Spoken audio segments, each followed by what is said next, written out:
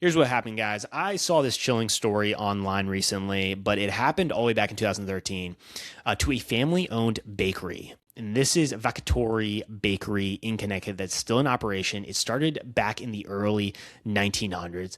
Three generations of this family have owned this business, which is an incredible achievement. And just from staying the long term focus for the business and then being able to achieve the American dream and pass this on to your future future generations. It's incredible, and we got to be reminded that the American dream is possible in this country. This is a great example of this, and we must preserve what is great about our country. But what happened to this business is that the IRS agents came in, questioned the owners for a few hours, and then the owners found out that the IRS seized more than $68,000 from their business. And we got to talk about it more and get into this. Welcome back to the show. Let's get into it for this Tuesday. I want to go through 3 lessons for rookie business owners relating to this story, because it is important to be aware that systems can get abused, can get corrupted, and government is no different. And so we have to be aware of what is going on around us. And you may not care about the government, but the government cares about you. One of those ways is in the form of taxes. And we can look towards the IRS, and it's tax season right now. So we got to, where things don't make sense, get curious, ask questions, seek out the truth, and then communicate the truth and share that truth. So it's just absurd for certain laws that are outdated, that don't make any sense anymore. It is not crazy for you to question if it makes sense to have these laws anymore, to get curious as to why they are still there. And it can come back to power. It goes back to this worldview. It's the powerful and then the rest of us. It's not right or left or any other ways to divide us as American people, but it is the powerful versus the rest of us. And with this movement, it's about uniting small business owners who care about this country, care about America's future, and want to continue to preserve what is great about this country and fight for what is beautiful, good, and true about this country. And with the first lesson for rookie business owners, and good reminder for any business owner, is to learn all the basics in your business and then learn all of the basics of your industry. One, at worst, it's going to make you a better overall decision maker and delegator. Second, at best, it is going to make you unstoppable, because you are going to have such a high level of confidence in understanding what is going on out there that it's going to be easier to predict the future, anticipate the future for what's going to happen. And it really can help your stress levels overall to understand all the basics. It is a lot of effort at first, but in the times that we're living in, where there's a massive amount of mess that we got to clean up, one of which is the $39 trillion mess that is our national debt. It's not fair, but we got to step up as small business owners, and we're going to have to put in a lot more effort. It's something that we have to hold each other accountable for, because things need to change. And we are in a moment of experiencing massive change, and we got to make sure we channel that massive change towards America's future as a small business renaissance. So that's lesson number 1.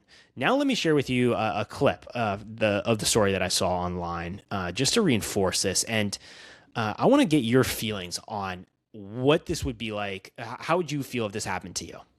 So let's get that up here. I want to make sure you can get the sound too for this. Okay, here we go. All right, guys. Like we were being held for 2 hours against our will to stand there and talk to them without being able to call anybody or do anything. And at the end of it, they told us that they seized our money out of our checking account. $68,382. You know, I wasn't aware of the structuring law. I'm a law-abiding citizen. I can't remember the last time I got a speeding ticket.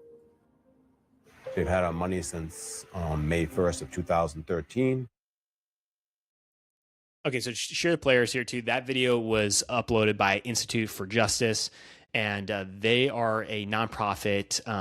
Let me get there from their website here, so you can read this. A nonprofit public interest law firm whose mission is to end widespread abuses of government power and secure constitutional rights that allow all Americans to pursue their dreams. With this movement, for bringing together small business owners, it's to be able to also protect our individual rights as Americans and to preserve them and to be reminded of what they are. When was the last time you read the Constitution? When's the last time you understood the Bill of Rights? it is something that can get lost in our day to day as business owners. Is we got so much going on in the business, but we also have to take the time to be aware of what is going on across industries. And the question I have for you is, what would it be like for you to experience something like this? Where you think you're following the law, and then this was related to structuring, which we talked about, the Bank Secrecy Act of 1970. I don't want to get into that too much here on the show, but you can look that up, and you can look up structuring as well. But when you are someone that think you're following the law, and then you get caught up in something like this, where it can take years to then get your money back, it adds such an unnecessary amount of stress in the day-to-day for decent Americans. And it's wrong.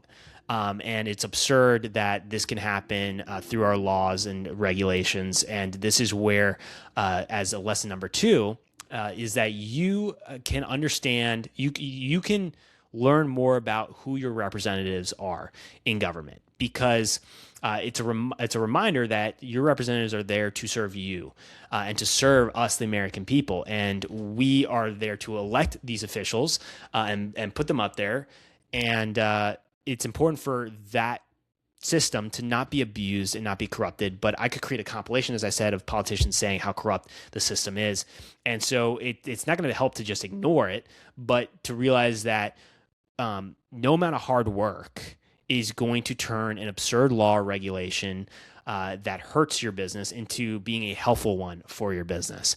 And so we might as well then make sure that we are voicing the issues that we have in our industries and across industries as small business owners. We've got over 1,000 industries here in the U.S., some of which absolutely, taking a closer look, could be really unnecessary for moving forward into this future of making America's future a small business renaissance.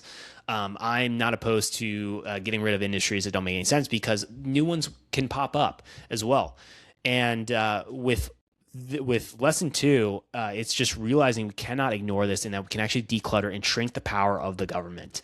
As American people, we can hold our government accountable, even if we've been told through messaging and psychological operations that it's just not possible. The problems are too big. We're just going to have to deal with it. No, I don't buy it. I push back against that. I'm grateful for other small business owners who are pushing back against that and realizing, no, we do have individual rights and power as American people. And when we come together, it can be a powerful force.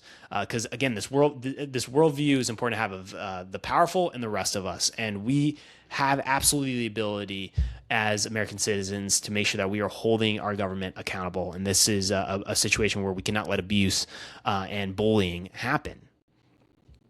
So lesson number 3 that I want to share with you, I'm feeling it today with this. Lesson number 3 is learning what other small business owners are dealing with in their industries. Understanding that there may be, you have this bakery, but then instead of you having like a restaurant or a bakery, you may have an online business. But having a conversation with someone that has a brick and mortar, you could learn what is going on, what they're dealing with. Realize, oh, I didn't know if I wanted to accept cash, and if it's over $10,000, I'm gonna have to file a Form 8300 within 15 days, or there could be severe penalties.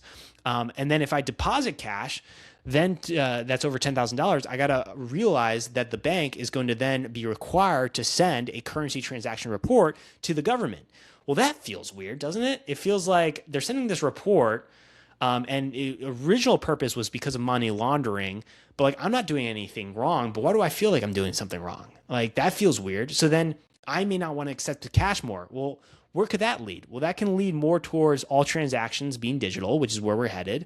And then if we're on that path, that could go down towards a system of mass surveillance. And with any system, it can get corrupted and get abused. And that is where there can be then more control on us, the American people. And so it's important, with freedom being most likely a big value, a big reason why you got into starting a small business, and you wanted to make sure that you're doing it the right way for your value system. Well, with freedom, that also comes to preserving our individual rights and being able to disagree with our government and voice our criticism and our concerns, being able to do that, and then to be able to seek out the truth and communicate the truth as well. And so this is something when we have conversations with other small business owners and learn what's going on in their different industries, we can make sure that we're catching important laws and regulations for ourselves, make sure we are doing things right knowingly. But then what it can do is you can anticipate the future problems that you could be experiencing because other industries maybe are already dealing with it. And that helps you then take important strategies and skill sets that you can then apply within your industry and then become a leader in your industry, an innovator. And that can be really exciting for the possibilities, not just within your business, but then for other business owners in your industry to look to you for guidance and seek out insights from you. And that becomes really exciting to genuinely then give back to your industry for future years. And again, we got to think about long-term here and supporting each other along the way. I'm in for competition too. I always like that of competing and what's the saying? Iron sharpens iron. But then we also can have conversations and understand what is going on to make sure that we are keeping the government holding the government accountable and making sure that we are finding ways where we can shrink and declutter the power of the government. And when it comes to unnecessary regulations or absurd laws, it is not crazy to start to get curious and ask more questions where things don't make any sense. So those are the 3 lessons. What I want to highlight, I'm going to go back to highlighting, this is on the website of Institute for Justice. And I want to highlight another section where, again, it's like the bully coming in and bullying decent Americans here. So let me get this up for you. So this shows you a little bit more about the case on the Institute for Justice website. But there's a section here I want to read that is absurd and should absolutely make you furious as a small business owner. It was in February 2016, so this is like almost 3 years later. A federal prosecutor demanded that the 2 Vecchitora brothers, David and Larry, pled guilty to criminal charges of structuring their bank deposits. Under the proposed plea, the brothers would have faced 3 to 4 years in prison and would have agreed to forfeit the initial $68,000 as well as an additional $160,000 in personal assets. That is absurd and, in my opinion, such an abuse of power there. Because in the end, the brothers were able to win their case, get their money back, and to think that they would have had to plead guilty to this is absolutely absurd. And we just cannot take it as small business owners. And with America's Future Leaders, being small business owners, in my opinion, this is where we absolutely have to communicate this truth out there and push back. Because what happened was there was pressure because of this and how ridiculous this case and other cases were, where there were some changes, to proposed changes that were made to IRS being able to seize money from decent, hardworking Americans that own their businesses. But at the same time, we have to see where we can go further with this. And it's important for you to contact your representative to be able to voice the concerns that you have for certain issues. And this may be one of them. So the bank has to fill out a report that with cash that's over $10,000 that's deposited. And then as a small business owner, if you receive cash over $10,000, you got to fill out Form 8300 and send it within 15 days. And this adds a lot of burden and a lot of paperwork to businesses. That $10,000 hasn't been changed since 1970, for the threshold. But what that equals out to today for inflation is $80,000 back then. And so the question where things don't make any sense and you get curious and ask questions is that, well, are there any changes to increase the threshold? Well, there are a push to increase the threshold, but only to $30,000. So what's the point of even having these forms then? If it's only going to go to 30 and not take inflation into account for what the value of 10,000 was back in 1970 to what it is today, which is $80,000, around $80,000. that doesn't make sense then to even have this law there of having to fill out the required reports, because then we got to ask ourselves, is this really having a massive impact in decreasing criminal activity? Well, that is something you could look up for yourself and determine, because what I've been seeing is, in my opinion, that it has not decreased overall when it comes to the net benefit of this law.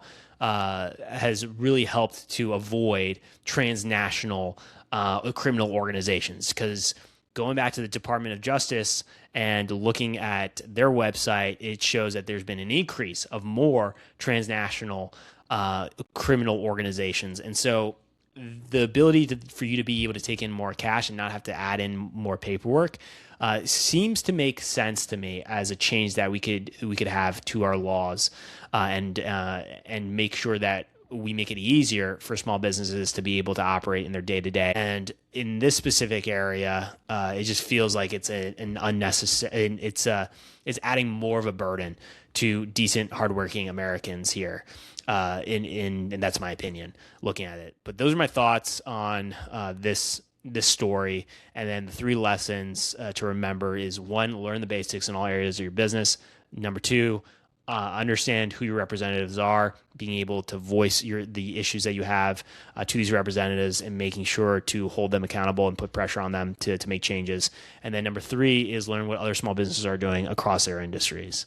And then if you are a small business owner who care about this country and wants to connect with other small business owners in person, you can join us for A Future Fest.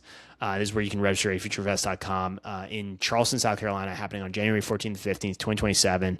Expecting to have over 300 small business owners. It's planned to come together across industries, across country, to shape the future, and to focus not just on the individual level and in our day-to-day operations, but also in the bigger national conversations and the system that we are in, which is this country. We're in this economy. We're in the system of the United States.